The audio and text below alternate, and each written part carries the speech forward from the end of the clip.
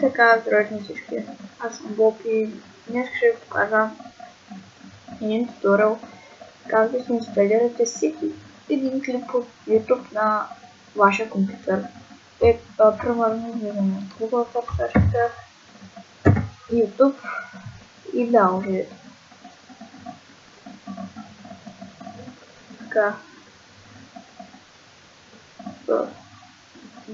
Добре, така ме интересува.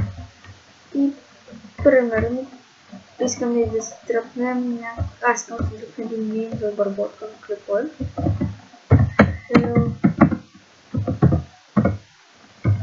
Добре.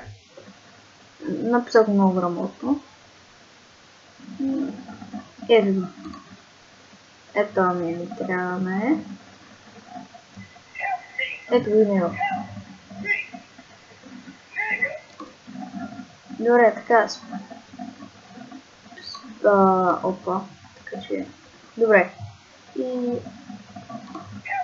Дали? Така.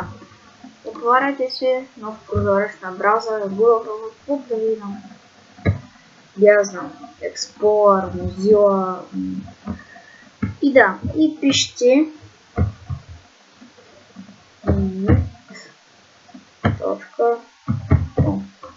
Ето това трябва да напишете. Аз къде ще го имам долу. Да отваряте този сайт. Заради само. И вече сте го отворили. Цъкате с десен бутон на клипа. Copy video URL. Така. Давате поставяне. Сърчвате го. Не. Грешно. Така. Ставяте Enter. Давате Enter, а не търсачката обърках се. Тук може като музика и видео. 720p максимум и дайте рекорд. И то ще го инсталира. Образете, тук ще ви покаже в коя папка искате.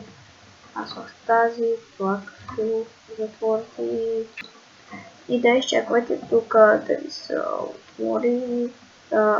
Тя за да се отвори да се стига, след това давате отваря, за да кажа, ще не знала нещо. И така изчакаме. Така. Ето го. И вече си го имате. Ето, имате. Какво да взете. Някакво да показвам, имате си го вече. Ето. Това беше моят туториал, но да ви е бил полезен, нали? Ако ви хареса, можем да долу в коментарите, ако искате още такива туториали. Това беше от мен. Боба.